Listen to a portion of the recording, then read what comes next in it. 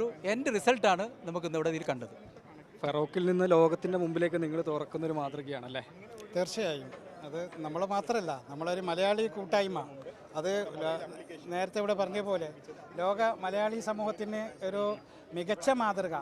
അത് എങ്ങനെ അതിനെ വിശേഷിപ്പിക്കണം എന്നറിയില്ല.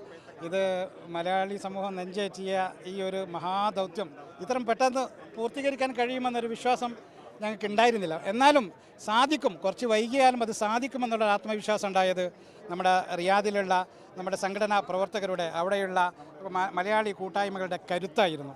അതോടൊപ്പം തന്നെ ഇന്ത്യൻ എംബസി നമുക്ക് എല്ലാ രീതിയിലും നമ്മളോട് ഒറ്റക്കെട്ടായി നിന്നു. എല്ലാ തലങ്ങളിലും ഇന്ത്യൻ എംബസിയുടെ വെൽഫെയർ ഉദ്യോഗസ്ഥനായ യൂസുഫ് കാക്കഞ്ചേരി, അദ്ദേഹത്തിൻ്റെ പങ്ക് വളരെ നിർണായകമായ ഇടപെടലുകളാണ് അദ്ദേഹം നടത്തിയത്. അതുകൊണ്ട് തന്നെ ഒരു ഇന്ത്യൻ പൗരന് സ്വാഭാവികമായും എന്തെങ്കിലും സംഭവിച്ചാൽ അതിൻ്റെ ആ കാര്യങ്ങളൊക്കെ പിന്നീട് ഫോളോ ചെയ്യുന്നത് ഇന്ത്യൻ എംബസിയാണെന്നിരിക്കെ, ഇന്ത്യൻ എംബസിയിൽ നമുക്ക് ഈ ദൗത്യം വളരെ കൃത്യമായി പ്രോപ്പറായി കൊണ്ടുപോകുന്നതിൽ മിസ്റ്റർ യൂസുഫിൻ്റെ പങ്ക് വളരെ നിർണായകമായിരുന്നു. അതോടൊപ്പം അവിടെ നേരത്തെ പറഞ്ഞ പോലെ അബ്ദുറഹിം ലീഗൽ അസിസ്റ്റൻസ് കമ്മിറ്റി വളരെ ആത്മാർത്ഥമായ ഇടപെടലുകളാണ്. ഓരോ കാര്യത്തിലും വളരെ ക്രിയാത്മകമായി തന്നെ, വളരെ ശാസ്ത്രീയമായി തന്നെ അവർ കാര്യങ്ങൾ നീക്കി.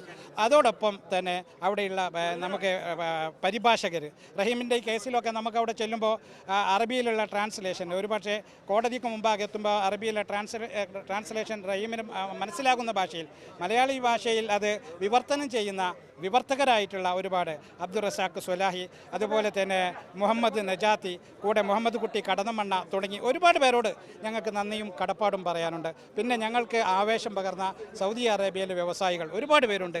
അവരോടൊക്കെ എല്ലാവരോടും ഈ നാട്ടിലെ നാട്ടുകാരോടും ഹൃദ്യമായി ഒപ്പം ഒന്നുകൂടി പറയാനുള്ളത്, ഈ കുടുംബത്തിൻ്റെ, ഈ ഉമ്മയുടെയും ഈ കുടുംബത്തിൻ്റെയും വളരെ കരുത്തുറ്റ സപ്പോർട്ടാണ്. ആ സപ്പോർട്ടാണ് ഞങ്ങൾക്ക് ഈ വിജയത്തിലേക്ക് എത്താൻ പ്രേരകമായത്.